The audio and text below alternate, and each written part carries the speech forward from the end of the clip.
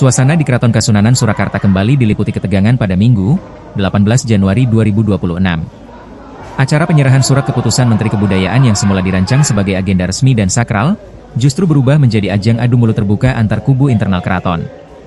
Ketegangan tersebut terjadi di hadapan tamu undangan dan sejumlah pejabat negara yang hadir, sekaligus mencerminkan konflik berkepanjangan di tubuh Keraton Solo yang hingga kini belum menemukan titik temu. Surat keputusan Menteri Kebudayaan diserahkan langsung oleh Menteri Kebudayaan, Fadlizon, kepada KGPA Tejo Wulan. Dalam keputusan tersebut, Tejo Wulan ditunjuk sebagai penanggung jawab pengelolaan, pelestarian, dan pemanfaatan kawasan cagar budaya Keraton Surakarta.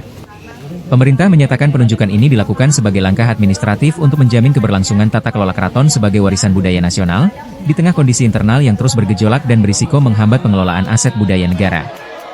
Namun sejak sebelum acara dimulai, suasana di dalam kompleks keraton sudah terasa panas. Sejumlah abdi dalam serta anggota keluarga keraton dari dua kubu yang berselisih terlibat perdebatan sengit. Suara protes terdengar keras, emosi memuncak, bahkan sempat terjadi dorong-dorongan ringan di beberapa titik. Aparat keamanan yang berjaga di dalam dan sekitar kompleks keraton segera mengambil langkah pengamanan. Akses menuju area pendapat dibatasi, sementara barikade dibentuk untuk mencegah potensi bentrokan meluas dan menjaga jalannya acara tetap terkendali. Meski diwarnai kegaduhan, prosesi penyerahan surat keputusan Menteri Kebudayaan tetap dilanjutkan. Dalam sambutannya, Menteri Kebudayaan Fadlizon menegaskan bahwa keputusan kementerian tidak dimaksudkan untuk memihak salah satu kubu di dalam keraton. Menurutnya, keputusan tersebut murni bersifat administratif agar pengelolaan dan pelestarian cagar budaya Keraton Surakarta tidak terhenti akibat konflik internal yang berlarut-larut. Pemerintah, kata Fadlizon, memiliki tanggung jawab untuk memastikan aset budaya nasional tetap terawat, terlindungi, dan dapat dimanfaatkan untuk kepentingan publik secara berkelanjutan. Namun penjelasan tersebut tidak sepenuhnya meredakan penolakan. Kubu yang menentang penunjukan KGPA Tejo Wulan secara terbuka menyampaikan keberatan. Mereka menilai keputusan menteri diambil tanpa melibatkan seluruh unsur keluarga keraton dan dianggap mengabaikan mekanisme adat yang selama ini dijunjung tinggi. Pihak penolak bahkan menyebut penetapan surat keputusan tersebut cacat prosedur dan berpotensi melanggar tata kelola adat Keraton Surakarta.